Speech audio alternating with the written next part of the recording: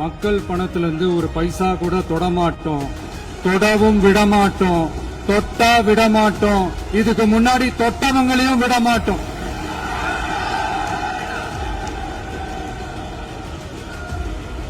ஒவ்வொரு ஊழலா வெளியில வரும் போலே,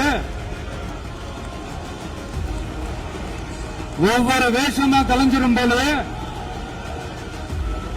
இங்க இருக்கிற நிறைய பேரு நடுங்கி போய்